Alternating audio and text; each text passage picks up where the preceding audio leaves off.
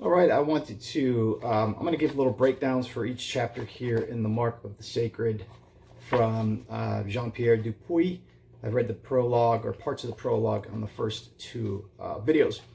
This first chapter is entitled Imagining the End.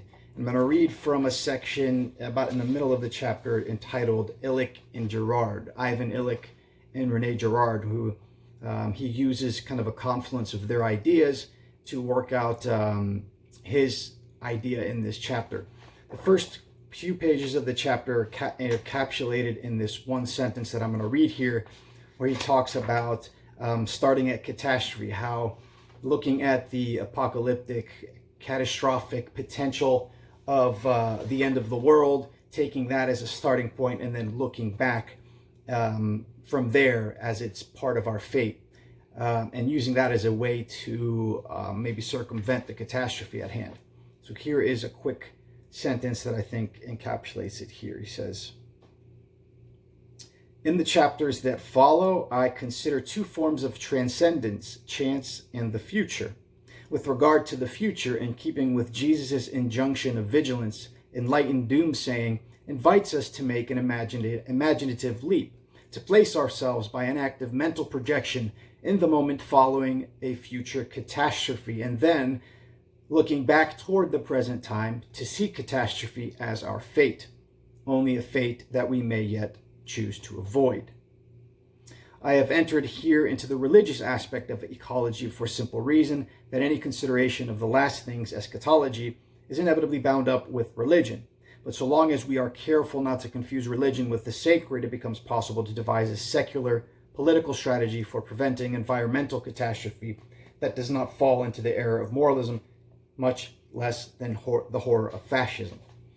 And then I'm going to read about the few paragraphs here where he talks about and introduces his appreciation and convergence of the ideas of Ivan Illich and René Girard. "So it has been my good fortune to have met two great thinkers, Ivan Illich and René Girard, whose penetrating and prophetic works have greatly influenced my own thinking. It seemed to me obvious that both men said things that were profound and true, and yet at the same time quite opposite. On the one hand, there is Illich's radical critique of industrial society. On the other, Girard's fundamental anthropology, which gives a persuasive and unsettling response to the question that ought to be the central preoccupation of the human sciences. How is it that modern society of all human societies should be the only one that is not rooted in the sacred? At the end of Things Hidden Since the Foundation of the World, Girard emphasizes the human need to escape from meaninglessness. Quote, I hold that truth is not an empty word, a mere effect, as people say nowadays. I hold that everything capable of diverting us from madness and death from now on is inextricably linked with this truth. I have always cherished the hope that meaning and life were one." End quote. With regard to the crisis now facing humanity and to the choice facing humanity of which direction to take, Illich and Girard agree at least on this.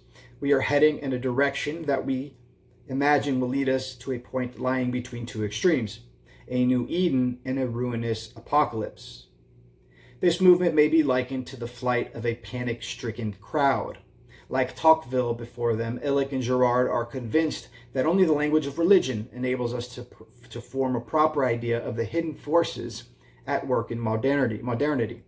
In the present age of globalization and the obsession with economic growth that drives it, it is instructive to recall Tocqueville's analysis of an equally unprecedented development, what he called the equality of conditions. I'm going to skip a little bit here. Where Illich and Girard sharply diverge is with regard to the type of religious language that should be employed. For Illich, a former Roman Catholic priest who became one of the church's harshest critics, it is the language of the sacred found in Greek mythology. For Girard, whose anthropology proceeds from a novel interpretation of Greek tragedy, it is the language of the Gospels. This splendid irony is only one of a number of surprising reversals to be found in the intersection of two compelling ways of looking at the world. Illich died in December 2002. He and Girard scarcely knew each other's work. Neither one was influenced by the other. On recognizing the voice of truth in both these thinkers, I gradually came to see their writings as more complementary than contradictory. Illich, in spite of his bitter quarrel with the church, remained a Christian, and he interpreted the role of Christianity in history in similar fashion to Girard, albeit with significant differences in emphasis, that brought out their mutual affinity with other Christian thinkers, notably G.K. Chesterton. The modern world, they hold, is shot through and through with the gospel message. This is what accounts for its most original features, but it is a corrupt version of the message that does most of the work. Illich summed this idea up by the Latin formulation corrupto optima quae est pessima. The corruption of the best is the worst. Girard, for his part, is fond of quoting Chesterton himself. The quote, "The modern world is full of the old Christian virtues gone mad." So that's going to set up this first part of the chapter. I'll read from it and break it down some more in the next video. Thanks for listening.